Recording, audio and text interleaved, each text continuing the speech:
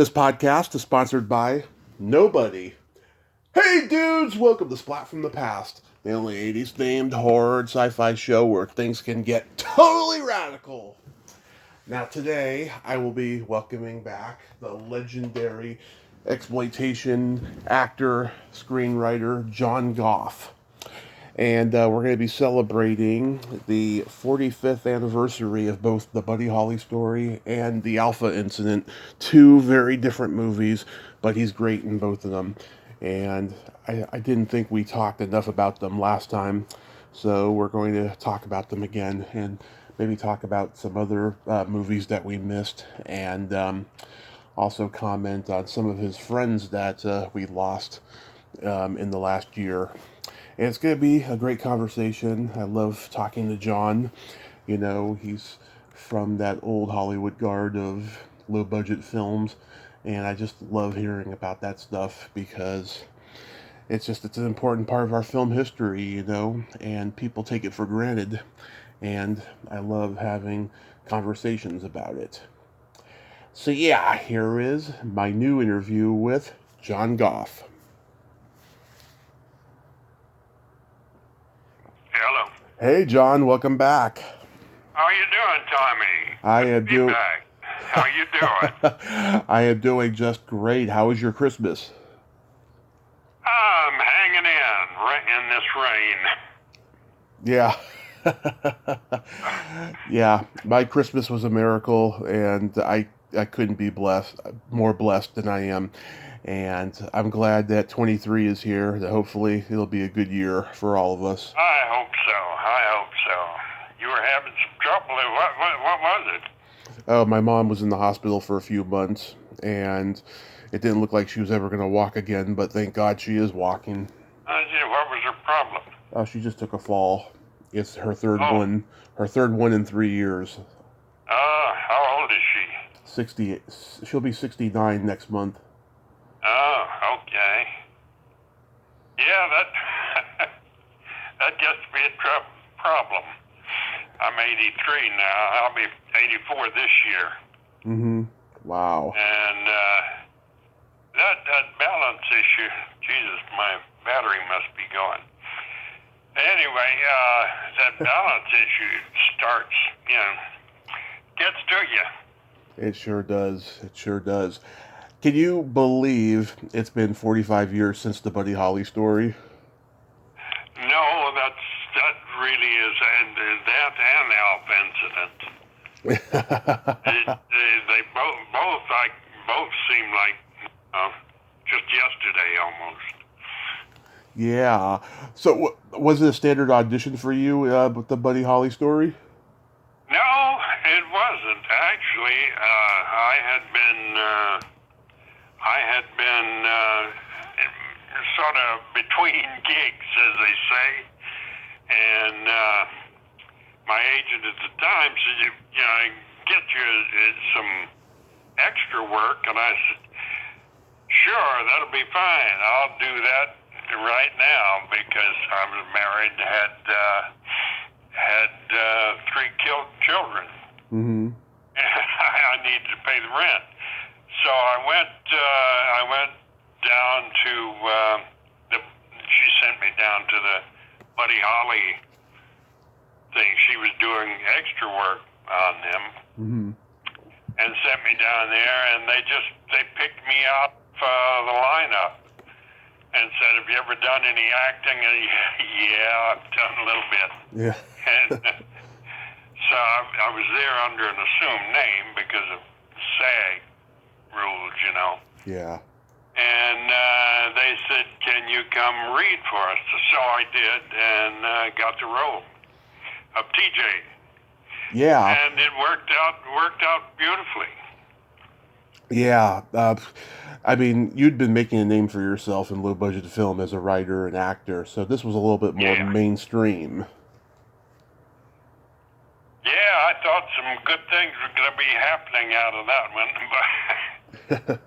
but it did. It did. I got some work from it, but I remained in the low budget realm. Yeah. Yeah, in the independent realm. Let's put it that way. I like that better. exploitation. It was interesting, fun talking about the Buddy Holly story. Uh, my wife and I at the time had three kids. One was like 4 or 5 years old at the time, Mm-hmm. and then it came out. It had been already edited, and we'd seen a preview. But we had year-old twins. So my wife took her over to took our oldest over to the movie house here.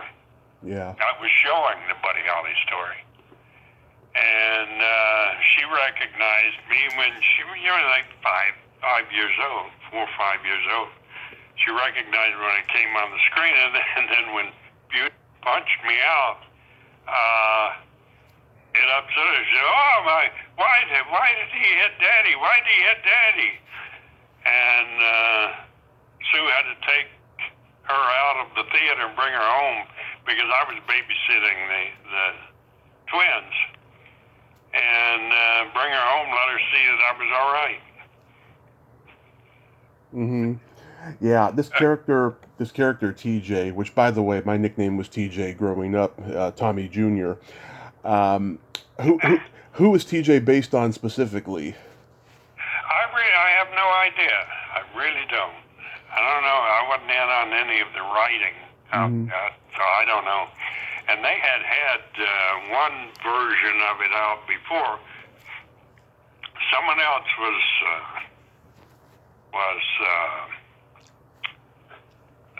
set for Buddy Holly, and Busey was one of the crickets. Mm-hmm. And then when they finally got this one going, Busey became Buddy Holly. Wow. And they had other auditions. Very interesting. My writing agent of later years, David Ankrum, Yeah.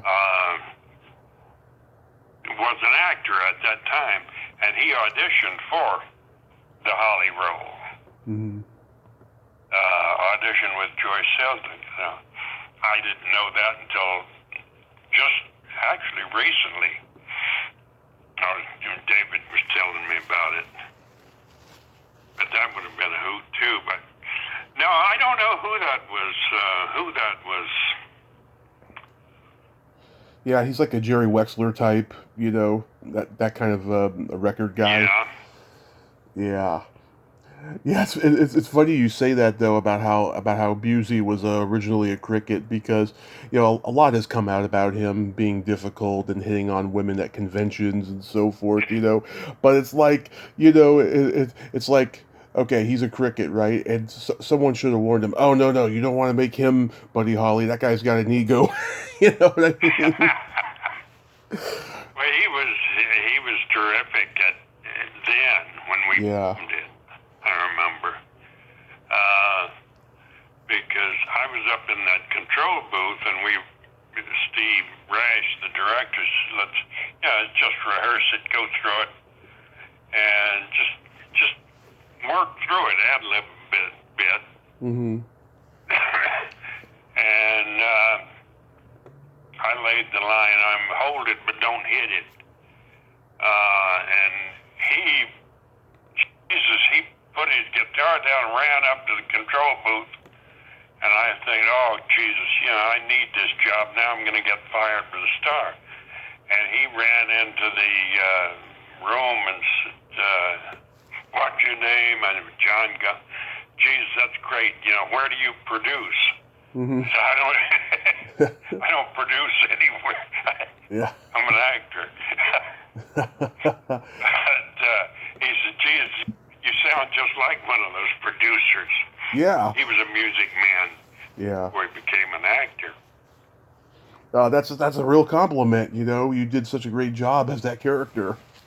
Yeah, and especially after I'd gone in as an extra. Yeah. And that title TJ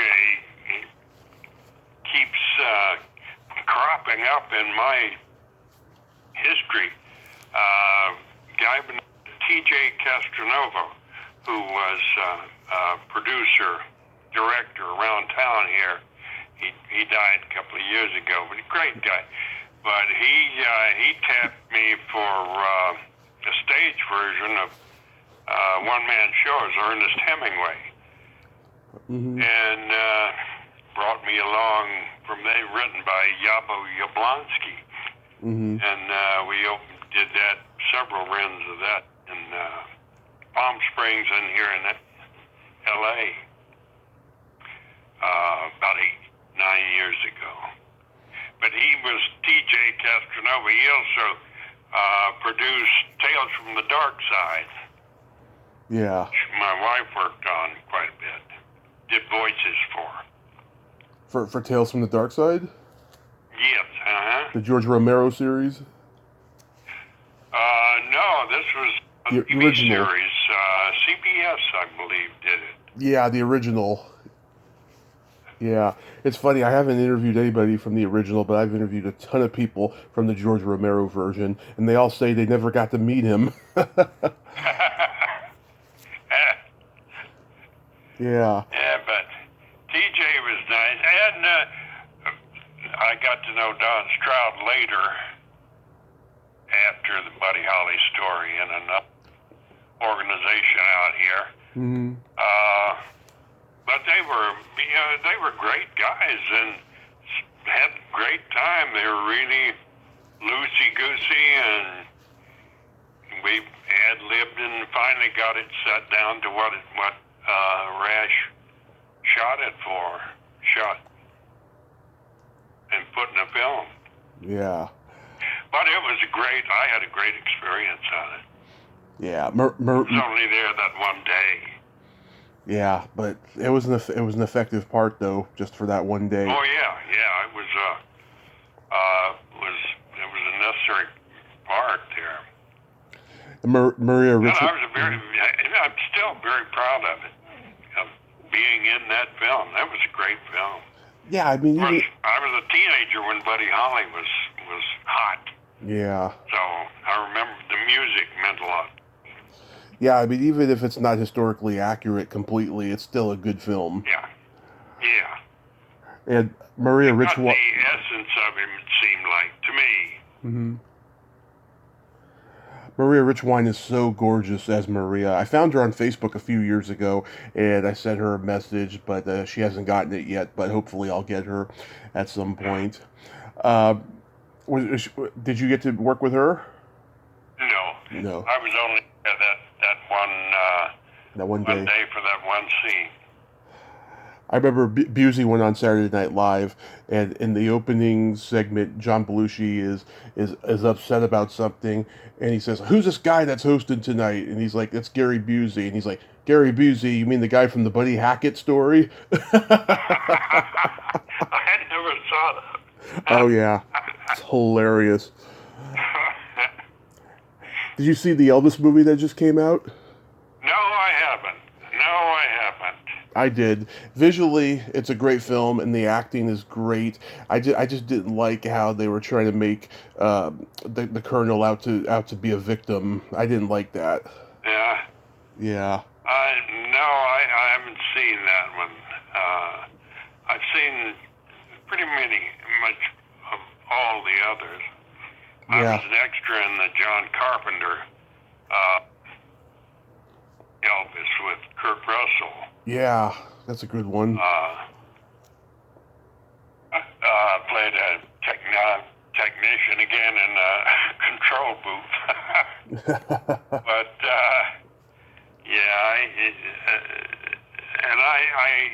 I like that one too.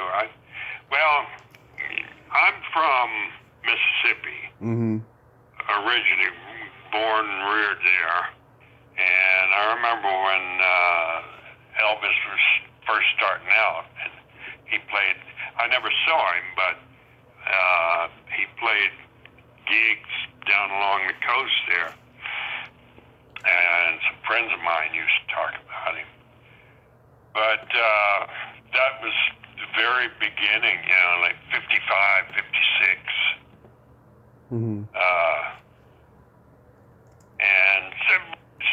sort of he was a hero to me at that time in the 50s, early 60s. Yeah.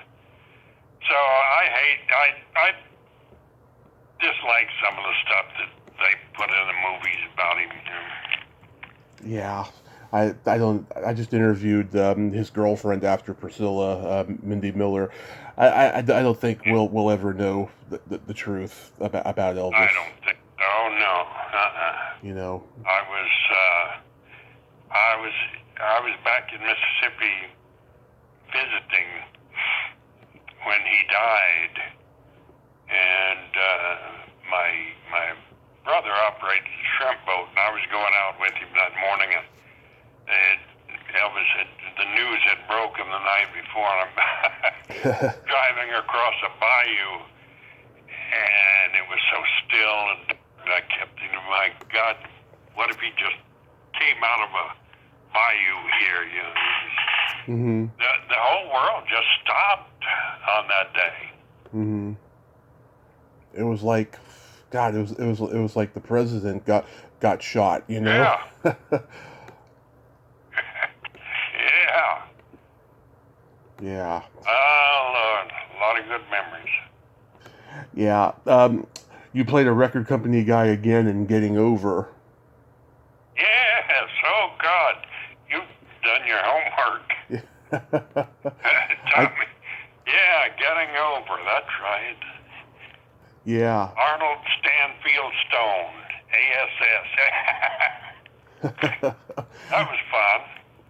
Yeah. Fun, too. Yeah. Was that were you originally an extra on that, and then they asked you to do it? No, I knew the producer and the star, John Daniels, Mm-hmm. and we had worked on a couple of low-budget things. He had starred in a Matt Zimmer film called Candy Tangerine Man, and I got to meet him there, and we had a good working relationship, and so he called when he was putting this together and said, "You come in and do this." Mm-hmm. And it was a fun piece. Yeah, that's one of those movies I'd like to see, because I saw the trailer. I was like, oh, that looks pretty interesting. Yeah, it was. One of the first of its kind back in that time, in those days. And John had a place over in the Crittenden district called Maverick Flats, and that was a hot place to go to at that time. I mean, hot nightclub, and a lot of the stuff was shot in there. The club scenes, but that was fun. Yeah. So now we was, go ahead. No, go ahead. So now we get into the Alpha incident, and oh yes, I love that. I talked to Bill, months after I talked to you back in 2020, and he said it was a pleasure to film that movie. He wanted to do a story that just built suspense and just be different than your standard horror sci-fi film. We didn't talk that much about it though. Did you know him already? Did you work with him before? I can't remember. No, that was the first time I'd worked with Bill. He came out here to cast it, and I had worked with Ralph Meeker. Yeah. And I think Ralph introduced me to Bill. And Buck Flower was helping to cast also, and wherever Buck cast, I had a role because we were so tight. But yeah, we all pretty much knew one another.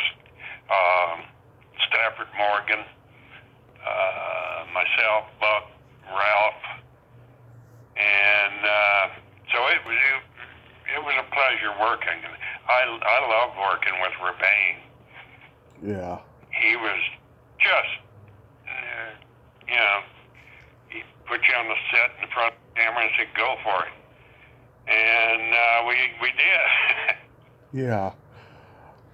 This movie came out the same time as like Dawn of the Dead, which was also a story about people having to be, quarantined because they got something deadly on their hands. I think Quentin Tarantino was largely influenced by these movies because it reminds me of like Reservoir Dogs and The Hateful Eight, where everybody's just in a space talking and trying to figure out who's trying to kill who. It's just that same thing. Yeah.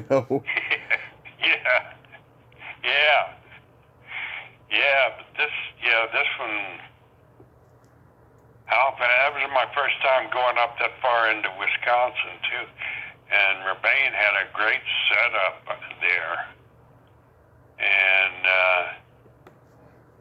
it was just wonderful working that film. Yeah, and that this movie ironically predated COVID with the quarantine plot, Yeah. And you have that great line. The only time I stay in one spot this long is when I'm in bed with a chick or when I'm sleeping. Oh, God.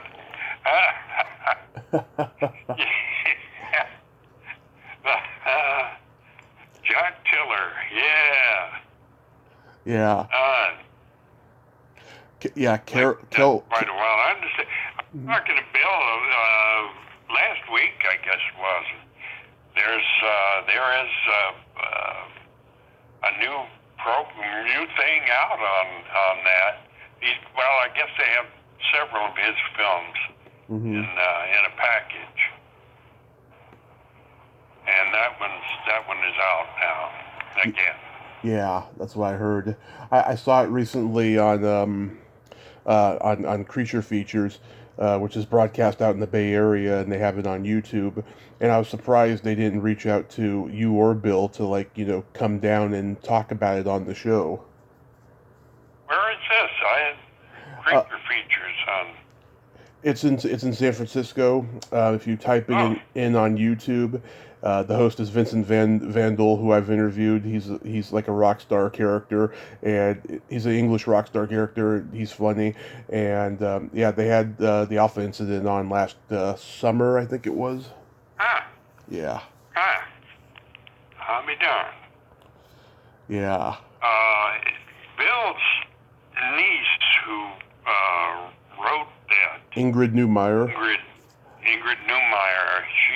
She lives up around that area. Yeah, I remember you were trying to connect me with her, but she didn't want to talk about the movie. Yeah, she didn't want to go into any of it. She said that's behind her. That's interesting. That is really interesting. Yeah. Yeah. Carol Irene Newell, do you know what happened to her? No, I don't. No, I sure don't. Yeah, the whole movie you're trying to get with her, and she's turning you down, and then not until near the end, first you're dancing with her, then you finally got the kiss with her, and then, we see her naked, but not long enough to get an R rating. Yeah. I don't know. I thought she was going to go somewhere, but she didn't. She came back, and that was about it. Yeah. I don't know what else, if anything, she done. And her mother was a casting director here in town. God, what was her name? I can't remember. But she was I was pulling for an actress who was considered for that by the name of Belinda Belaski. Yes. And she was being considered. I liked her. Carol Irene did a nice job, I thought. But anyway, I had Belinda. She was a nice gal. She's a nice gal. Yeah, I had Belinda on here 3 times. She's a lot of fun, and she's a great lady. And I've met her in person. Who's Belinda? Belinda Belaski, yeah. Yes, yeah. Seemed like it. I just met her once at the reading there. I don't know if she would have been wanted to like take her shirt off though, because she had done it in Bobby Joe and the Outlaw, and I think that after that she was like, I'm not doing that again or something. Yeah, well, maybe that's why she wasn't in it. Maybe. I don't know. I wasn't in on all the cast. Oh, you talked to Jackie Giroux too. Jackie Giroux, yes. Yeah, I love Jackie. She's an interesting force of nature, and I like her a lot. Yeah, she interesting career, very good actress. Mm-hmm. And then she married Steve Railsback and became a producer. Mm-hmm. And I wrote 2 scripts for her, Distortions and Deadly Intent. Yeah. And now she's putting together a distribution company, I think. Yeah, Greg just had her back on his show a couple weeks ago. I'm going to ask her to come back soon as well. I found Paul Benson. Yeah. I found him. He hasn't responded yet, but hopefully he will. But he's like in New York or something. I haven't heard from him in years and years and years. He was a good guy to work with? Yeah. Oh, yeah. Yeah, he was a crew member as well as an actor there, and I got to know Paul. Mm-hmm. And a nice guy, a really nice guy. A lot of nice people up in that area. Yeah, what was the weather like over there? At that time, it was gorgeous. It was springtime. We were in the early spring, so it was brisk, crisp. Everything was greening up, and it was just beautiful. And I got to drive one of those old railroad cars. My uncle back in Mississippi drove one of those. He was on there with he was a gang leader on repairing rails for Mississippi Export Company back there. And when I was a kid, I used to ride on that thing, and I just loved it. So that brought back a lot of memories, and I enjoyed getting on that thing and driving it around.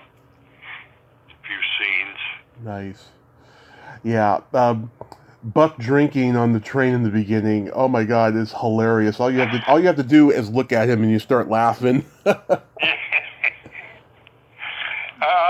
God, I miss Buck. Yeah. I talked to Holly Dexter, who was in the first Wilderness Family movie. About a month ago, she said that she remembers Buck so well. She really liked him. Yeah. I don't know anybody that didn't like Buck. Yeah. To be honest with you. But he knew everybody in town. Mm-hmm. He was had been a crew member and then started doing production boards, and he was an associate producer and a producer and a casting director and an actor. He did it all. Yeah. And we wrote together. Was there any confusion when you read the script, because that in that last 5 minutes the movie like really starts to unfold? Like doing what? In the last 5 minutes of the Alpha incident, it just the movie starts to like really get confusing and unfold. Was that confusing to you when you read the script? No, it seemed. No, that was what was there. I didn't confuse me. I remember the ending, but I don't remember ever being confused by any of it. Yeah, because this what was it? It was like an orb that's like that's killing people, and then next thing what's his name? What's his name's got a gun, and it's like, he's killing people. It's as if, the orb was a hoax, in a way.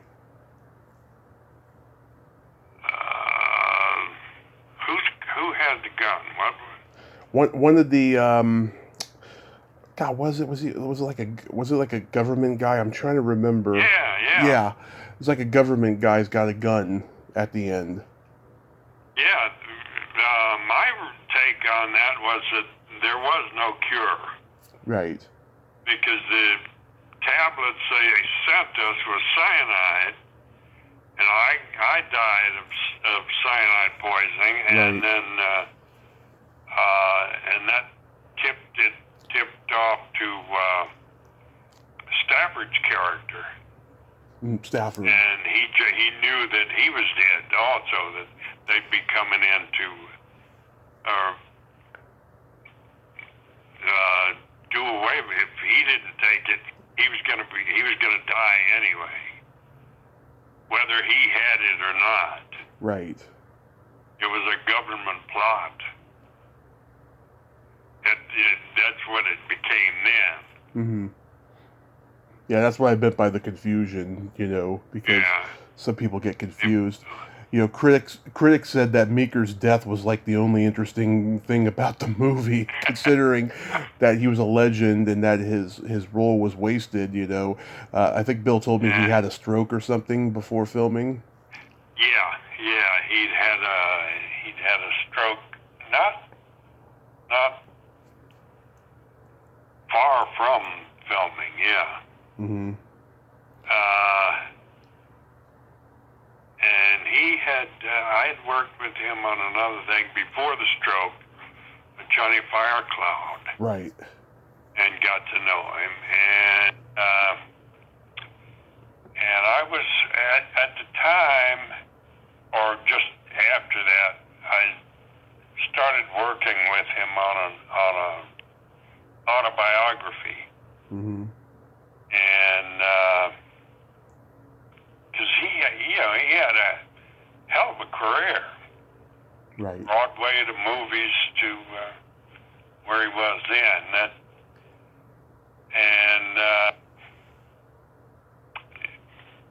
It just never came together. Yeah, as it does sometimes. Yeah.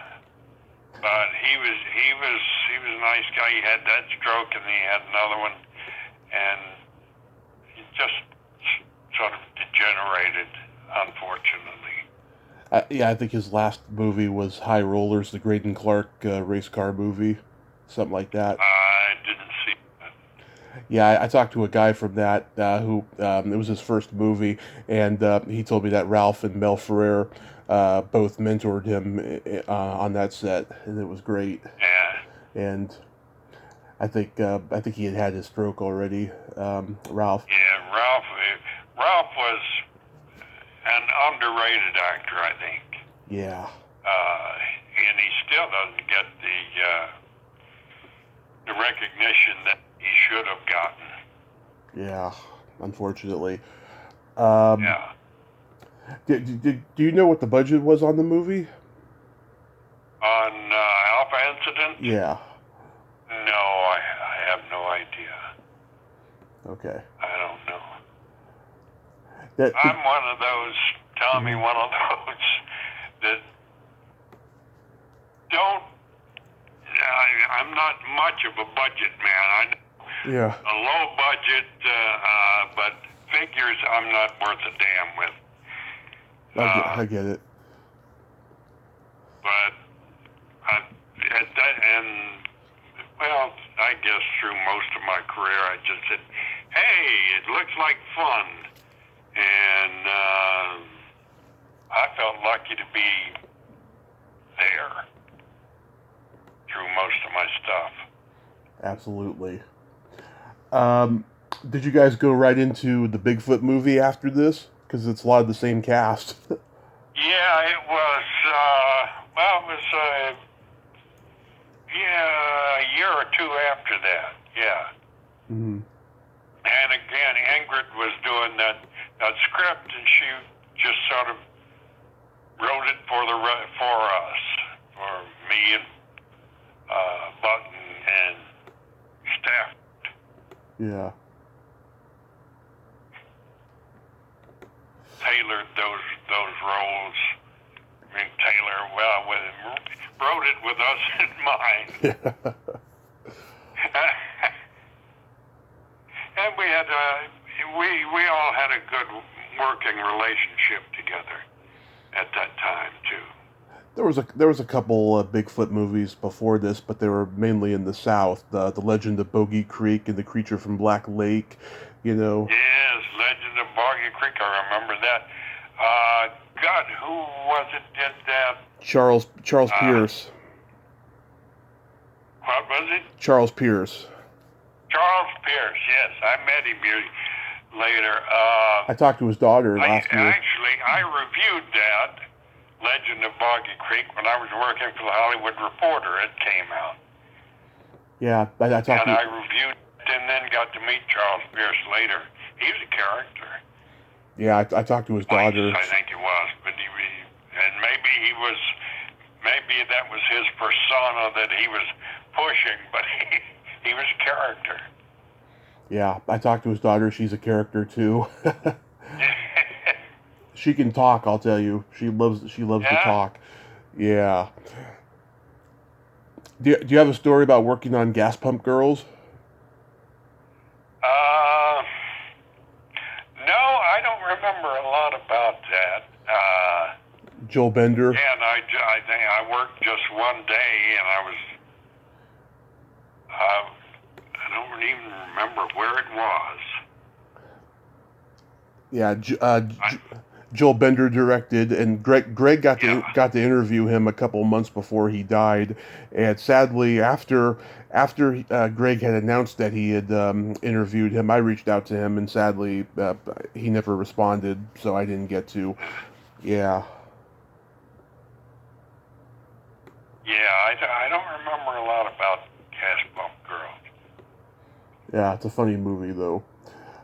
Yeah. I never saw this. So Hunt Hall was in it. I wanted to meet him because he had been one of the dead-end kids, which I just loved on the Saturday afternoon double feature matinees when I was a kid. The Bowery Boys, yeah. Yeah. They were huge when I was coming up.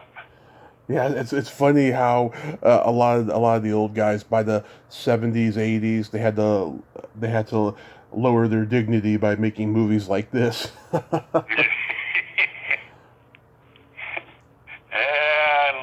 but I didn't get to meet him.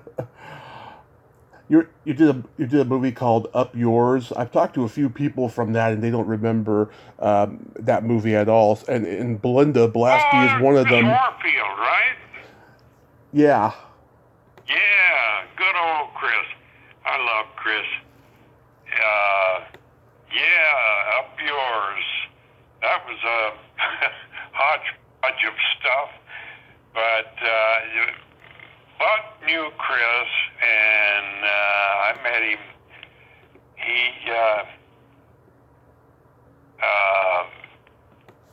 He called us in to write a couple of things for him, and one was Father's Day, I think, and something. We did some script doctoring for him that we didn't take any credit on, but he was always a gentleman, Chris Warfield was. He'd call us in and say, look, I don't have much money for this. This is what I have, and this is what I can give you. And we would agree on the price, usually on whatever he was. He'd write us out a check for half of it. Mm-hmm. We'd go back, do a first draft, come back. He'd give us his changes, and we'd go do that, and then come back, and he'd give us a check, and that was it. He never beat around the bush. He never tried to beat us out of anything. It was always right up front. Nice. But Chris was one of the few in town that would do that. And be totally honest with you. Mm-hmm. And I saw him in, remember the old MGM movie Student Prince? Of course. Chris was in that. He was one of the he played the piano when the Student Prince, Edmund Purdom, Mm-hmm. they were up in his room. And Richter, I think his character name was, but that was Warfield. Interesting. And then he became wanted to produce his own, I guess, and started doing those low budgets, and he did a bunch of them. But he was always a gentleman. I loved Chris. Mm-hmm.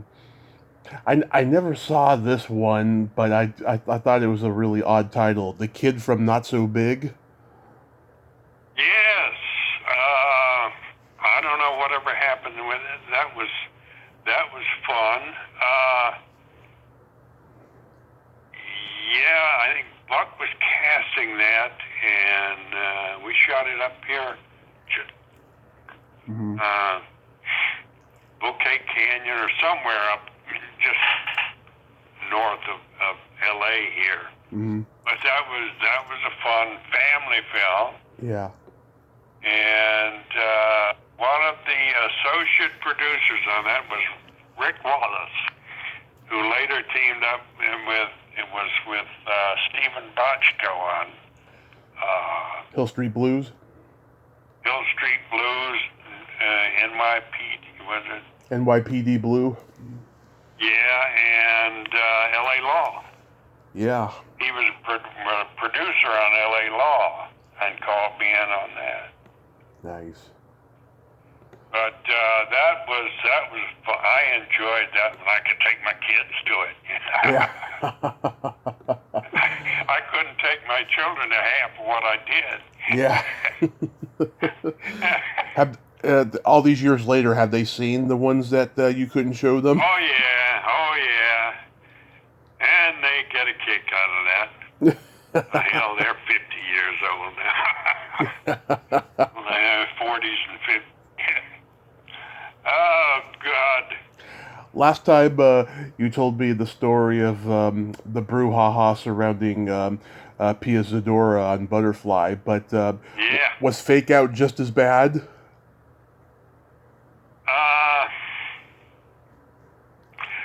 By that time, I had pretty much divorced myself from.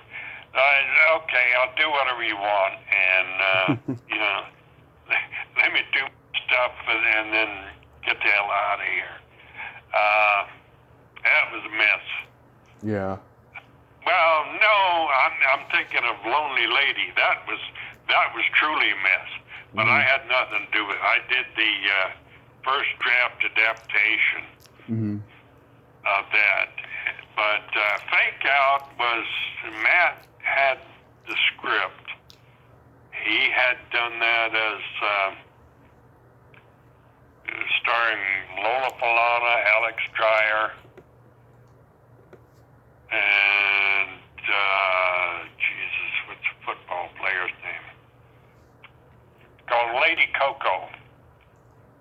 Well, Lady Coco, and then we reconfigured it as Fake Out Mm-hmm. a few years later for Pia Zadora.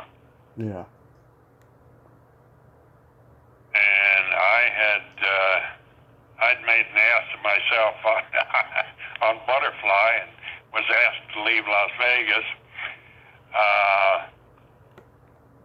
But then came back to do Fake Out, so I just kept a low profile on that. Yeah. I mean, it's got Telly Savalas and Larry Storch in it, and Desi Arnaz Jr. I did that gangster bar thing in Fake Out and in Lady Coco. I did the same role in two films. Mm-hmm. Both films, yeah. You wrote a sword and sorcery epic called Hundra. How did that come about? That was with Matt. I gripped for Matt on several films, Mm-hmm. and then he had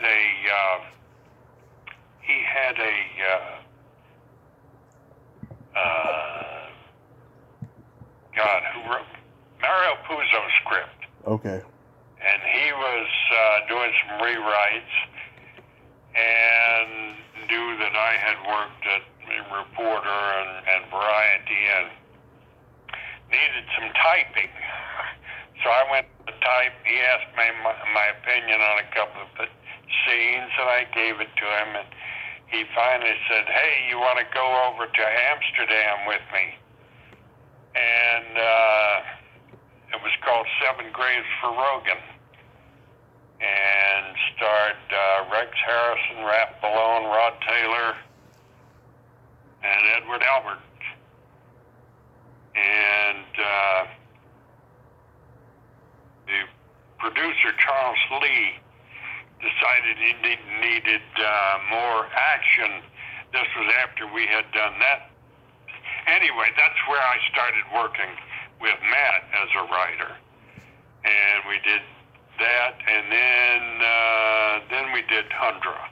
We went over to Spain for Hundra. I was over in Spain for 6 months on that because Matt was a director who liked to have his writer right with him. And he was right here on the set. And Jesus, 6 o'clock in the morning on the way to the set, he'd throw pages, said, "No, rewrite that." Yeah. And I had a typewriter in, this was before computers now. Yeah. Had a typewriter in my trailer there in Almeria, Spain, and I'd come in and start rewriting. Mm-hmm. And when those poor Spanish actors heard that typewriter going, they just groaned. Yeah. After Most of them learned it phonetically. Yeah.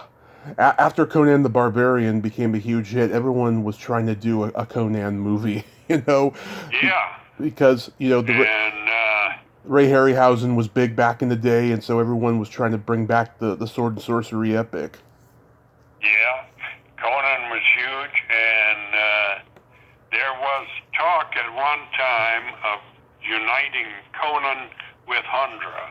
Mm-hmm. And whoever it was, the powers that be with the money, wanted too much money or what, I don't know what it was, but it was turned down.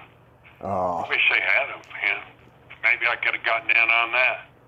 Oh, yeah. But Hundra was fun. I enjoyed. Lorraine Landon, oh my God, she is an interesting force of nature. I met her at a convention. You know, Larry Cohen was her companion near the end of his life. And, you know, I idolized Larry Cohen. And by that point, you know, you couldn't compliment him. He was so bitter. And I was telling him, hey, how much I love his movies and what have you. And he's like telling me to shut up. And Lorraine's like, Larry, be nice to him. He loves you, you know. And she ended up coming on my podcast the next week. And I had a blast talking with her. She was very funny, I have to say. Oh, she is. She's a loosey-goosey. Mm-hmm. She was fun. Yeah, she is a lot of fun. And you even have a role in this as a would-be back alley rapist. Yeah. And the guy, one of the Spaniards, Yusuf Bukhari, who was, well, they assigned him to me over there. I think it was his first movie, but he has since become quite a force over in Spain and Madrid. He was like on the second unit associate producer on one of the Bond films over there, and head of the Goya Awards over there. Mm-hmm. And I still hear from him on Facebook once in a while and email. But Yusuf dubbed my voice I wasn't, I don't know why it didn't matter, but I listened to that and I hear Yusuf's voice. But he was such a great guy. He took me around. We used to go. They said, "Don't let John get lost," because I was drinking a lot then. And I was in Madrid, and I wanted to do the Hemingway thing. And so every Sunday, Yusuf would pick me up at the hotel. We'd go have drinks at Hemingway's bar back there, and then go to the bullfights when we were in Madrid. But we became very good friends. And so when I saw the finished print here, and I heard Yusuf's voice, it just howled. Oh, it was fun. Yeah. Does it break your heart a little that, these low-budget movies are, like, extinct now? Yeah. Yeah. We had, back in the 70s and the 80s, when these things were being done a lot.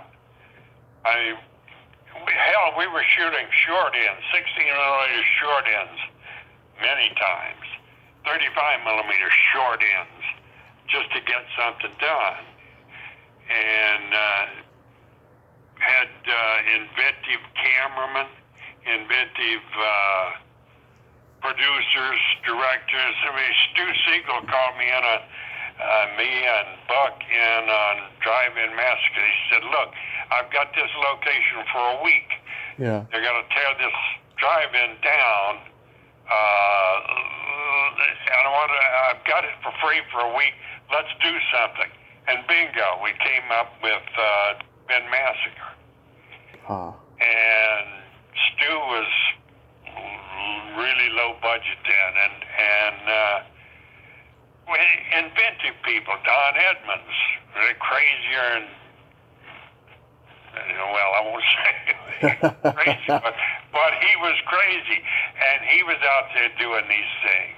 Stu Siegel was doing these things. Yeah. Rebane was doing these things, and it was a learning ground, a wonderful learning ground. And well, we worked with Dean Cundy. Oh yeah. And God, who was the guy that did? He shot Night Stalker, Don Burgess. Right. Who went on to shoot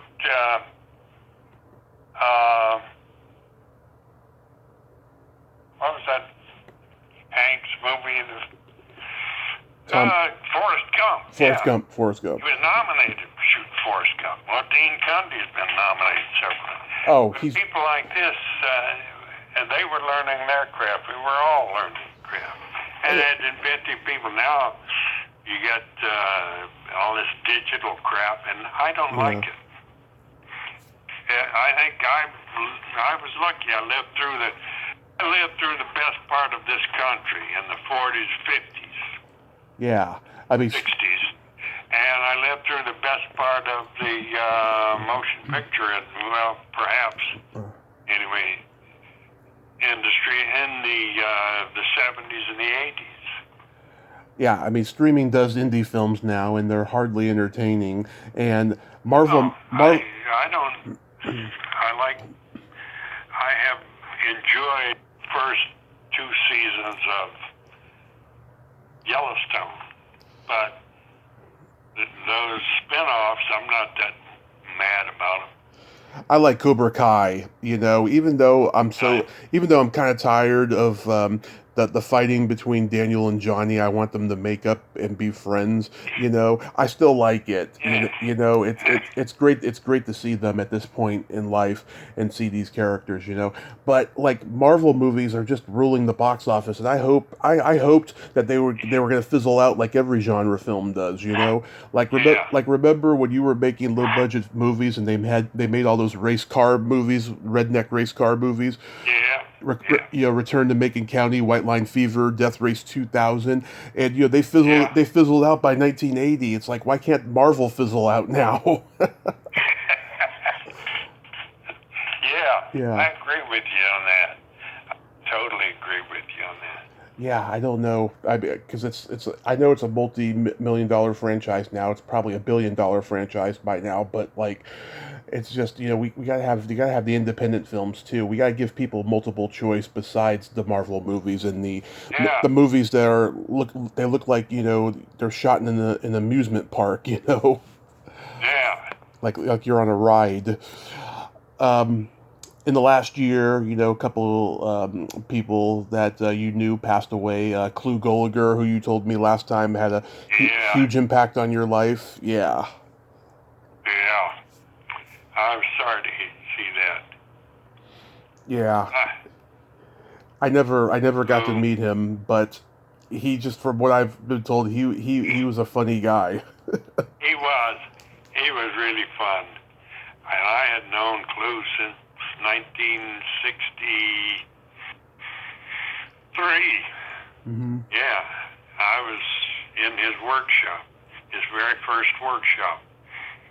And he invited me to work in his summer theater, Theaterland 64, Hmm. in Maggie Valley, North Carolina. Worked there and then kept running into him throughout here in town.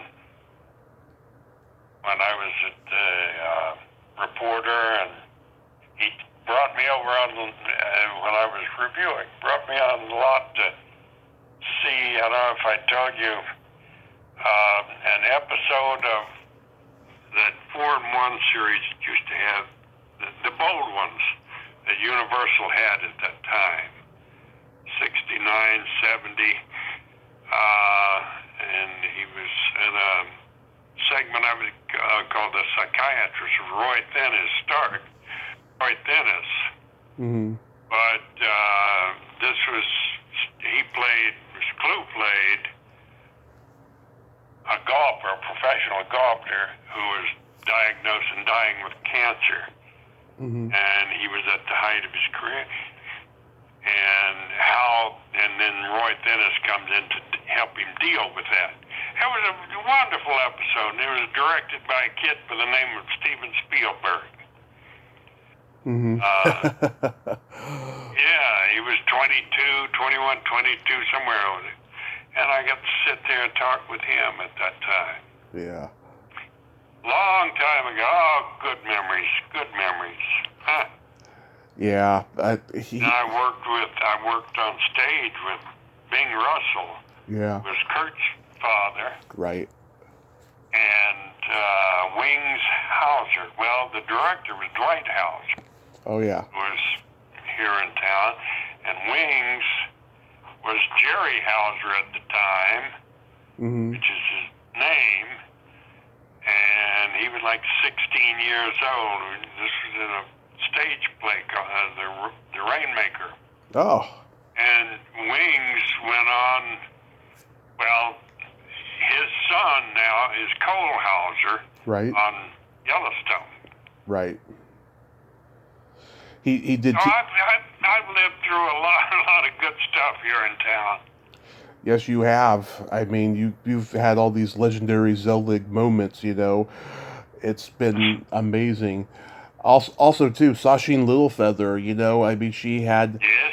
she had that rape scene in Johnny Firecloud, which is so awful, Yeah. and it's so hard to see. You really feel bad for her when you see that scene. I heard that she just had a really bawdy sense of humor, and she was She did. really, really nice. Yeah. She was. She was. I remember that. God, I was the leader of that gang. I tried. And she was very nice. Yeah, I She tried. got a bad rap. Yeah, I tried getting her on here, and it never worked out. She never replied me, No. but it would have been great though. Um, yeah, so it's sad that we lost a lot of great people last year in general, and I hope this year will be a little bit more calm. I do too. I do too. Oh, God. We need a little peace now. Yeah. Uh, Thanks for connecting me with Norm, because he and I had a great conversation last September. yeah, it sounded like it. I listened to that. Yeah. Farmer's a good guy. Yeah, it was worth the wait. It took a while, but eventually it happened. Yeah, he had that story about you guys worked on that movie Party Favors. Yeah. Yeah. Oh God. Yeah, Norm's a good man. He's having some trouble now, physical trouble. Yeah, I sent him a Merry Christmas email, but he didn't reply me back. Yeah. He's going through a bad time right now. I totally understand that. Yeah, is Matt Simber still alive? Yeah, he's still around. He's Okay. still around. I haven't seen him or talked to him in a while since the pandemic, Okay. actually. But I think he's still kicking around up in the canyon there somewhere. Hmm.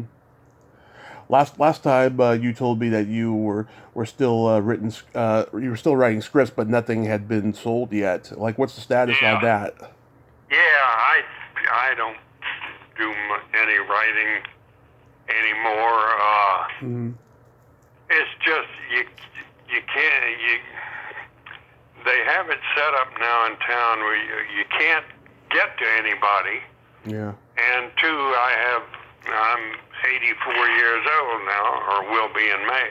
Yeah. And you can't get to speak to anybody. It's all electronic now. And unless you have a powerhouse agent, you're dead in the water. Yeah. I'm shocked that Quentin Tarantino has never put you in any of his movies. I've never even met the man. Yeah. Love to. Yeah, I mean that guy. I mean, he collects character actors like kids collect baseball cards. I'm surprised that he hasn't, ever like contacted you. No, never has. I've just been pretty much on the sidelines. I think the last thing I did was Manson's Girls. Yeah. A couple of years ago. Yeah. Did Buck's death make you also disillusioned with the business? No.